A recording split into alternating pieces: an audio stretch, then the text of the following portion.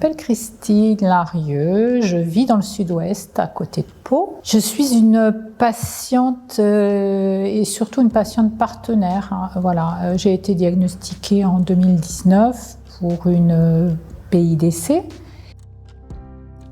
Aujourd'hui, c'est une belle journée, oui, c'est le plaisir de retrouver des patients. Alors, je suis responsable des relations patients-famille au sein de l'Association française contre la neuropathie périphérique. Et en fait, je travaille par téléphone. Donc, ce sont des gens qui appellent et chaque personne est différente et chaque personne a des besoins différents. Et aujourd'hui, c'est le plaisir de les retrouver, de mettre des vrais visages, des vrais humains là, en face de soi, pas qu'une voix. Et puis, ils me renvoient beaucoup de reconnaissance aussi. Donc, je me dis que les heures, parce que j'ai entre 250 et 300 appels par an, j'ai pris ma dose de reconnaissance. Aujourd'hui, je pense que voilà, ce sont des journées utiles pour tout le monde, à la fois pour ceux qui sont au sein de l'association qui essaient d'œuvrer et d'apporter quelque chose en plus, et puis pour tous ces patients comme moi qui ont aussi besoin de discuter entre eux et d'échanger, et de s'encourager surtout.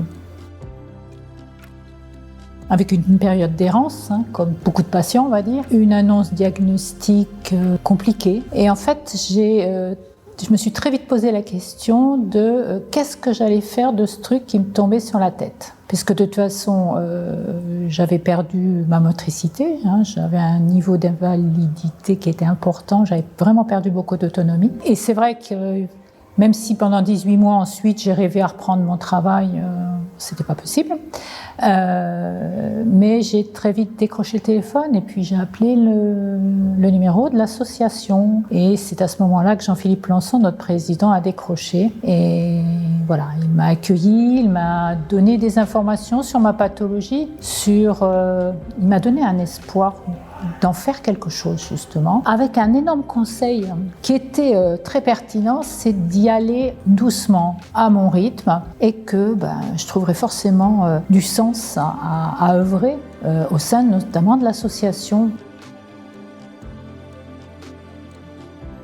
J'ai fait un DU, un diplôme universitaire de patiente formatrice en parcours de soins chroniques au CHU de Bordeaux. Et maintenant, j'interviens dans les cursus de futurs soignants, alors des médecins, des infirmiers, des kinés, des pharmaciens, voilà, tout type de futurs praticiens. À partir de mon expérience, j'essaie de susciter chez eux une réflexion sur finalement, dans mon cursus, j'acquiers beaucoup de connaissances, beaucoup de pratiques, beaucoup de compétences et d'aptitudes, mais quelle sera vraiment ma pratique quand je serai en face de patients comme peut-être Christine ou d'autres, et c'est vraiment d'avoir cette réflexion, avec en toile de fond qu'ils ne s'interdisent surtout pas d'aller vers une approche plus intégrative de leur pratique, où ils oseront peut-être donner, moi comme je dis, c'est tendre des petits fils que le patient va saisir et va tirer ou pas sur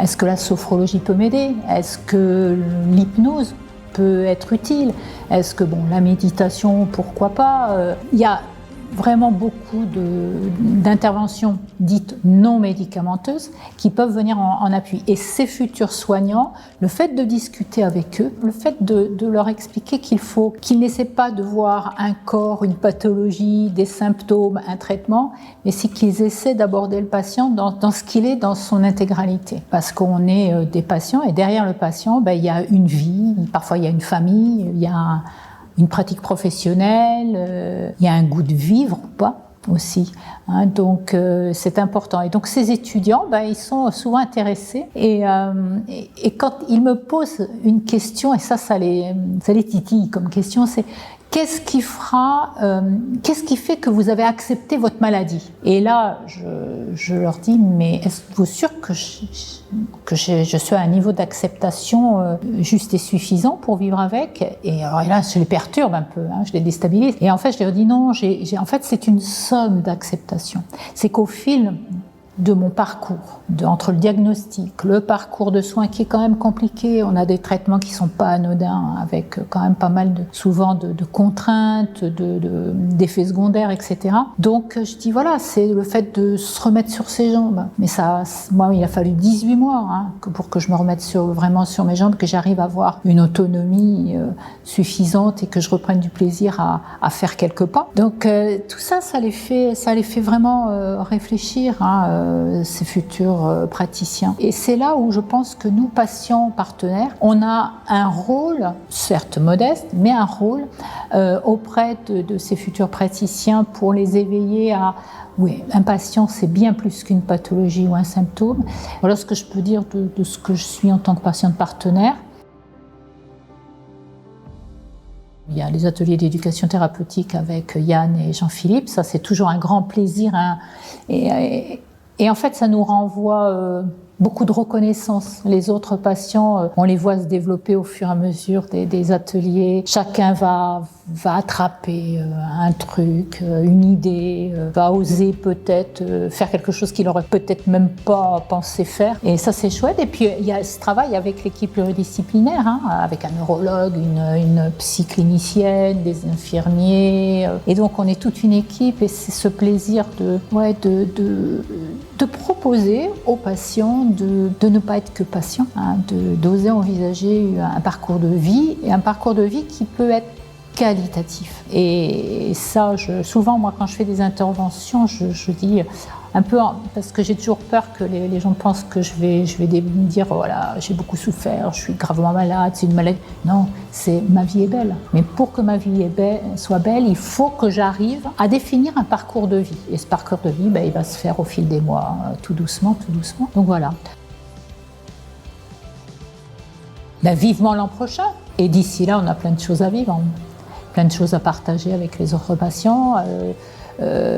Certainement de belles actions à entreprendre aussi avec les centres de référence de maladies neuromusculaires, parce qu'il y a une collaboration qui est ancienne grâce à Jean-Philippe Lançon qui l'a initiée depuis 15 ans. Il y a tellement de choses encore à faire. Voilà. Donc je crois que on peut se souhaiter de beaux prochains mois d'activité et puis qu'on sera là l'an prochain pour raconter tout ça.